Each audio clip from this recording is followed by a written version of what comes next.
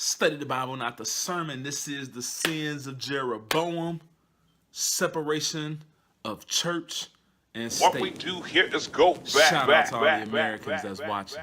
Fifth day of the week. Come on.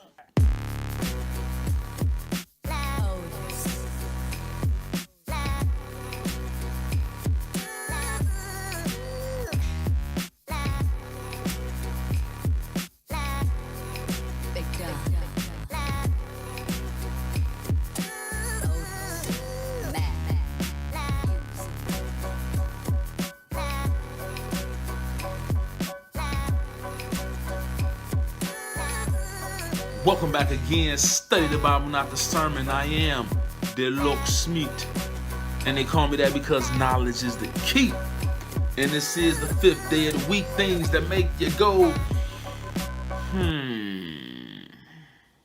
And we all up in this series, the sins of Jeroboam. And if you caught episode 1, then you know it's 4 things that Jeroboam did that was terrible, major sins. Right? And just to recap him, Jeroboam he set up golden calves to worship. He also changed the date of the feast of the Lord from the 7th month, from the 8th month to the 7th month. Then he changed the priesthood. He fired all the tribe of Levi and created his own priest from the lowest of the people. And then, of course, the one we're going to deal with today, Jeroboam separated church and state. Yeah. Shout out to all the evangelicals that's watching. That's what we're going to talk about. King Jeroboam changed the place of worship from Jerusalem to 2 different places. And in doing so, concretely separated church and state, giving us in America something to look towards when we want to separate church and state. So now, let me give you some context here. Solomon messed up. His son's name was Rehoboam. Most High God split the kingdom, said he was going to give Israel to Solomon's servant, Jeroboam, son of Nebat, left the tribe of Judah with Rehoboam, right? And that's where we at.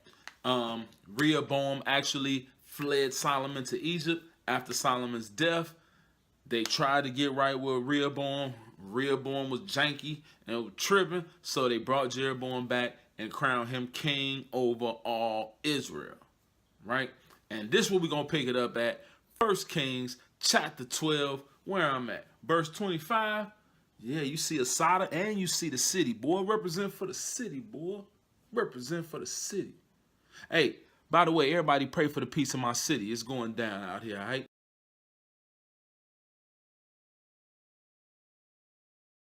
But in the meantime, in between time, 1 Kings chapter 12, bro, verse 25. Go on ahead. Come on with that. Then Jeroboam built Shechem in Mount Ephraim, and dwelt therein. Oh. And went out from thence, and built Penuel. Okay. And Jeroboam said in his heart, What'd he say? Now shall the kingdom return to the house of David. If this people go up to do sacrifice in the house of the Lord at Jerusalem, What's going to happen? then shall the heart of this people turn again unto their Lord, even unto Rehoboam, king of Judah. Maybe. And they shall kill me, and go again to Rehoboam, king of Judah. Like low-key, I'd be with that because that's definitely what would happen, except Jeroboam forgot that the prophet of the Lord told him that he was going to be king, that the kingdom was given to him, right? So he got this twisted thinking because he done already forgot that quick what manner of man he was. Read verse 28, bruh. Whereupon the king took counsel and made 2 calves of gold, and said unto them, It is too much for you to go up to Jerusalem. Behold thy gods, O Israel, which brought thee up out of the land of Egypt. Okay, please stop. Please stop. All right, so if you checked me out last week, you know Jeroboam said this. And matter of fact, we're going to read it again. Flip over to Exodus 32 while I talk. Now, in Exodus 32, we're going to run through this real quick. Moses been gone for 40 days and 40 nights, and that's word to all Israel. You get with a mate, or you trying to get with a mate, or you trying to court a mate, or you trying to let a mate court you, don't you dare let them go for 40 days and 40 nights. I'm just saying. All right, Exodus chapter 32, bro, before I get too emotional, and verse 2. When you get that, read that. And Aaron said unto them, What'd he say? break off the golden earrings which are in the ears of your wives, of your sons, and of your daughters, and bring them unto me. Right, so Moses gone. We don't know what came of him. Make us gods. Aaron say, all right, run it. Run your earrings. Let's do it. Read. And all the people brake off the golden earrings which were in their ears, and brought them unto Aaron. I remember I used to go to a church where they tried to say that men couldn't wear earrings, you know what I'm saying, because it meant you was a slave or something, because this scripture say something about that. It's like, nah, bro, all these people breaking off earrings from their wives, children, everything. Read. And he received them at their hand, and fashioned it with a graving tool. Yes, sir. After he had made it a molten calf. Woo. Read. He said, these be thy gods, O Israel, which brought thee up out of the land of Egypt. And when Aaron saw it, he built an altar before it. Oh! And Aaron made proclamation and said, what'd he say? tomorrow is a feast to the Lord. Oh my gosh. Oh my gosh. Oh my gosh. If you caught the last video, then you understand that from this time when Aaron did it, the calf was not supposed to replace God necessarily, but was supposed to serve as a conduit between Aaron and God, replacing Moses, right? And I'm not saying it like that makes it not sin. I'm just, just saying, right?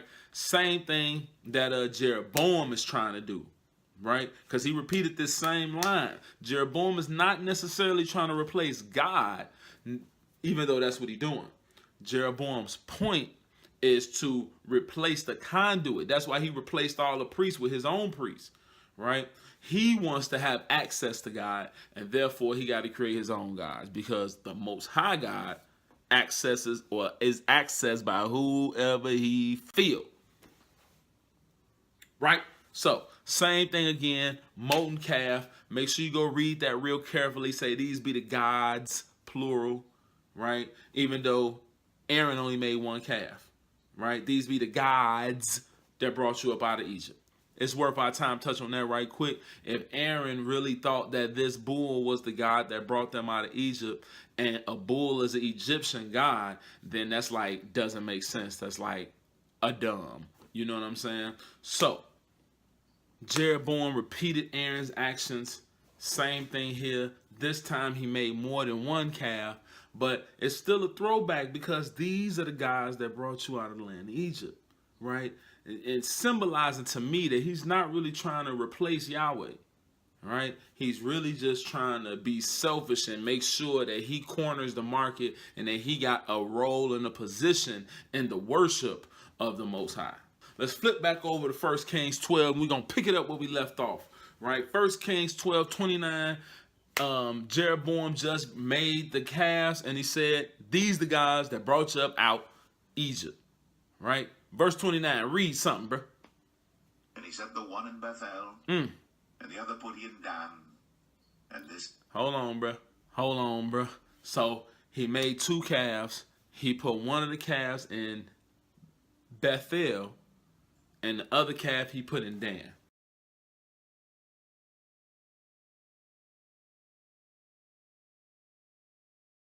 Now I'm going to pull up a map so that y'all can see the strategy here.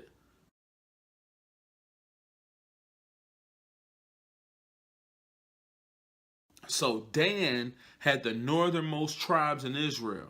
If you read other prophecies when he's trying to tell you that what he's going to do is going to cover the whole land of Israel, he'll say from Dan even to Beersheba, right? Beersheba was like the southernmost part of Judah. Dan was the northernmost part of Israel, right? So Dan, like I say, by the northern border, and Bethel is right before Shechem and Jerusalem, right? On the Israel side, not on the kingdom of Judah. Furthermore, Dan in the northernmost part of Israel became the political seat of Israel, right? And by political, of course, we talking about judgment. Don't you elect judges in your city? Oh, okay. So what, LOCKSMIF? What you trying to say? Well, he put a calf in Dan, and by doing that, he's trying to take the judgment away from God. and leave it upon himself. How so? Because the word Dan, or the name Dan, literally means judge. Go look it up in your Hebrew lexicon, right? And while you're at it, for homework, go check Genesis chapter 30, verse 5 and 6, when Dan was named, and Genesis 49, verse 16, where Jacob gave out the blessing to Dan, right? Called him a judge again. So the judgment's supposed to take place in Jerusalem. The law shall go forth from Zion, but Jeroboam has turned the hearts of the people to another place of judgment. The sins of Jeroboam turn you away from the true judgment of God, right? Which 19 say the judgments of the Lord are righteous altogether, right? So what are the judgments of the Lord? Righteousness. And of course, Bethel, which means the house of God, is about 12 miles north of Jerusalem. And remember, we talking strategies. So 12 miles north of Jerusalem means if you live up there by Dan or anywhere in between, on your way to Jerusalem, you're going to pass through Bethel. And guess what that's going to do? That's going to accomplish his mission when he said it's too much for you to go up to Jerusalem. On your way down to Jerusalem, because you're trying to keep the law, he going to catch you in Bethel. And you're like, what? No, the feast is right now. Come on, we right here. Remember, Tabernacles on the 10th day of the 7th month. Jeroboam called his feast the 10th day of the 8th month. And aside from that, people go to Jerusalem all the time. People travel all the time to Jerusalem, right? To worship, to offer sacrifice, and all types of stuff. Now they're going to be getting snagged by Jeroboam and his priests. Bethel, remember, house of God, got its name from Genesis 28:17. Think that's with Jacob. And then, or Genesis 35, that's 14 and 15. Hashtag sins of Jeroboam. This, ladies and gentlemen, is our first separation. Dan in the north being the political seat, right? Being the judgment seat. That's what politics does. It judges who's going to get what resources. That is politics, right? And then he separated that from the house of God in Bethel, right? Which got his name the house of God because the prophets used to kick it there. The tabernacle used to be there, right? So Jeroboam separated them out, and now Bethel's the house of God, right? His God. And then judgment is his house of judgment and the political seat way up north. Sound like America to you? Just a smidgen. Just in case you didn't know, ladies and gentlemen, the separation of church and state is not actually biblical. Now, first of all, I'm in Babylon, okay? This is from a United States perspective, and I understand that it's at least one person watching this channel that don't actually live in the United States. So try to walk with me. So in the United States of America, they claim that it's a Christian nation, okay? And this nation never actually followed the Bible or the Christ or the Messiah or Mashiach, none of that, none of it. They kind of just hid behind the Bible with some of their laws, and you know what I mean, when it was time to prosecute and make judgment, they hid behind the Bible, but they didn't really honor it. They didn't get down with the Bible like it was Saudi Arabia do with the mosque, right? And of course not, because that was kind of the point of America, was not to go as far as the Catholic Church did with countries that they centuries that went on like that. They only pull out the Bible for court cases when it's convenient. I mean, like when it's really, really, really convenient, right? And then only for certain people if you got enough of this. And as far as the 21st century, definitely separated from God now. So whatever you thought it was, it ain't that now. So just kill it. Now, as far as the house of God, Bethel, right? The house of God. Now, the house of God is what we call a church, right? And we understand that the church began in the wilderness. Go ahead, throw that up on the screen. The church started with Moses and them, right? When they were first called congregation, right? And that is how we know that the church is the people, because all of them lived in tents and they kept the Sabbath in tents. They went to talk to God. It was in the tent still. Tabernacle congregation was a tent, right? So we know that the church is the people. However, What some people don't know is that the church is actually the building too. Not only is the church just any random building, go ahead and flip over to Colossians chapter 4 and read verse 15, bro. Colossians 4 and 15. When you get that, read that. Salute the brethren which are in Laodicea, Yeah. and Nymphus, and the church which is in his house. Oh my gosh, are you sure? Is that King James version that you're reading? Bruh, say it again. The church is where? And the church which is in his house. Oh my gosh. And when this epistle is read among you. Bro, that's the church is in his house. Okay? The church is in his house. Go ahead. It's a couple more times that Paul let us know that the church was inside somebody's house. Right? Not that all the believers are in the house. No. That's where they have church at. Right? Go and throw it up on the screen. That's Romans 16 and 5. And that's 1 Corinthians 16 and 19. Since 70 AD, the church been lost. And certainly by 321 AD, with Emperor Constantine, where he finished the job of losing the church.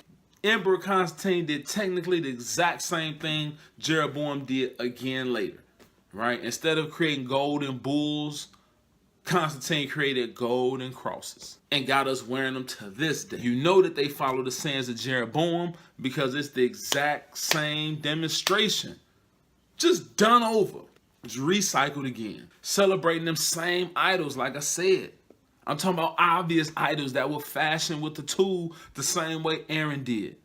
It's no debate whether you're talking about golden calves or golden crosses. Do a little bit of Google research and you find out that even the golden arches are pagan. Yeah, with your dollar. Just recycle, regurgitate, stamp Jesus' name on it. This is probably what Paul was referencing, this idea of the sins of Jeroboam being passed down through the generations.